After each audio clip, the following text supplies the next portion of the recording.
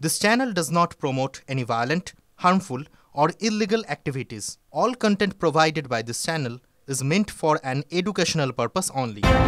একেই বলে শ্যাকরার ঠুকঠাক কামারের এক ঘা। কয়েকদিন আগেই চীনে গিয়ে ভারতের নিন্দা করে এসেছিলেন বাংলাদেশের অন্তর্বর্তী সরকারের প্রধান উপদেষ্টা মোহাম্মদ ইউনুস। বলেছিলেন ভারতের উত্তর পূর্বের রাজ্যগুলি ল্যান্ডলকড, তাদের সমুদ্রপথের সঙ্গে কোনো যোগাযোগ নেই। এই এলাকার সমুদ্রপথের একমাত্র অভিভাবক আমরাই, অর্থাৎ বাংলাদেশ। ইউনুসের ওই মন্তব্য ভালোভাবে নেয়নি ভারত। বিদেশমন্ত্রী এস জয়শঙ্করের তীব্র প্রতিবাদের মুখে পড়ে ঢোক গিলতে হয় ইউনুসকে। কিন্তু এবার মোদী সরকার যে সিদ্ধান্ত নিল তাতে বাংলাদেশকে উচিত শিক্ষা দেওয়া হলো বলেই মনে করছে আন্তর্জাতিক সম্পর্ক বিশেষজ্ঞরা। কি সিদ্ধান্ত ভারতের? সহজ করে বললে 8ই এপ্রিলের পর থেকে ভারতের ওপর দিয়ে আর কোনো দেশে পণ্য রপ্তানির জন্য ল্যান্ড কাস্টম স্টেশন বা শুল্ক কেন্দ্র ব্যবহার করতে পারবে না বাংলাদেশ। এতদিন এই সুবিধার মাধ্যমে বাংলাদেশ নিজস্ব পণ্য ভারতে নিয়ে এসে এখানকার বন্দর ব্যবহার করে তৃতীয় দেশে পাঠাতে পারত। এটি দীর্ঘদিন ধরেই চলছিল। বাংলাদেশের সামগ্রী বিশ্বের অন্যান্য দেশে রপ্তানির জন্য এই ট্রান্সশিপমেন্ট সুবিধে প্রত্যাহার করা হলো। এর জন্য কেন্দ্রীয় পরোক্ষ কর ও শুল্ক বোর্ড 2020 সালের জুন মাসের একটি নিয়ম বাতিল করল, যা বাংলাদেশের পণ্য ভিন দেশে রপ্তানির জন্য ভারতীয় বন্দর ও বিমানবন্দরের ল্যান্ড কাস্টম স্টেশন ব্যবহার করতে দিত। এতে ভুটান, নেপাল, মায়ানমারের পণ্য পাঠাতে ভারতের পরিকাঠামোকে ব্যবহার করে এক ছাদের নিচে সব সুযোগ সুবিধা পেত বাংলাদেশি ব্যবসায়ীরা। আজকের পর থেকে তা আর মিলবে না। ফলে বাংলাদেশি ব্যবসায়ীদের এবার থেকে ওই সব দেশে পণ্য পাঠানোর ক্ষেত্রে অনিশ্চয়তা বাড়বে, সময়ও বেশি লাগবে, খরচও বেশি হবে। বাংলাদেশের জন্য কি প্রভাব পড়বে?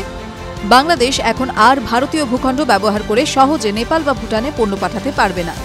এতে করে বাংলাদেশের রপ্তানি খরচ অনেক বেড়ে যাবে, বিশেষ করে বস্ত্রশিল্পে। বাংলাদেশকে সমুদ্রপথ বা আকাশপথে রপ্তানির বিকল্প ভাবতে হবে, যা তুলনামূলকভাবে ব্যয়বহুল। লজিস্টিক সমস্যা ও সময়ে পণ্য পৌঁছতে দেরি, ফলে প্রতিযোগিতায় পিছবে। বিদেশ মন্ত্রক জানিয়েছে ভারতীয় বিমানবন্দর এবং বন্দরগুলির এলসিএসগুলিতে বাংলাদেশে পণ্যবাহী ট্রাক শিপমেন্ট এসে ভিড় জমাত। এতে ভারতীয় ব্যবসায়ীদের অতিরিক্ত সময় ও টাকা খরচ হচ্ছিল। ব্যবসায়ীদের মতে ভারতের এই এক সিদ্ধান্তে বাংলাদেশের পণ্য রপ্তানি ও ব্যবসায় ব্যাপক প্রভাব পড়তে চলেছে, বিশেষত ঢাকার বস্ত্র রপ্তানি এতে প্রত্যক্ষভাবে প্রভাবিত হবে। এতদিন ধরে ট্রান্সশিপমেন্ট সুবিধা ব্যবহার করে ভুটান, নেপাল ও মায়ানমারে প্রচুর পণ্য পাঠাত বাংলাদেশ, বিশেষত জামাকাপড়। ভারতের মাটি, বায়ুপথ ও বন্দরের এলসিএস ব্যবহার করে অনেক কম খরচ ও কম সময়ে ভিন দেশে পণ্য পাঠাত বাংলাদেশ। কিন্তু এবার সেই সুযোগ বন্ধ হলো।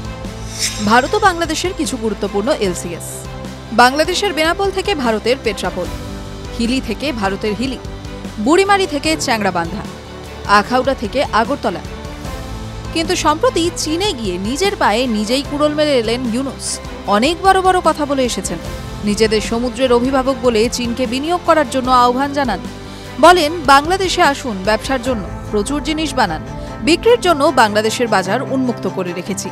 চীনের সঙ্গে বাংলাদেশের এই দোস্তি শুরু থেকেই ভারত ভালো চোখে দেখেনি। তারপর যখন শিলিগুড়ির চিকেন স্নেকের কাছে বাংলাদেশের মাটিতে চীনকে বিমান ঘাঁটি তৈরির আহ্বান জানিয়ে বসেন ইউনুস, তখন ভারত আর চুপ করে বসে থাকেনি। ভারতের এই সিদ্ধান্ত বাংলাদেশের রপ্তানিতে কতটা প্রভাব ফেলে সেই উত্তর সময় দেবে। টিভি9 বাংলা ডিজিটাল।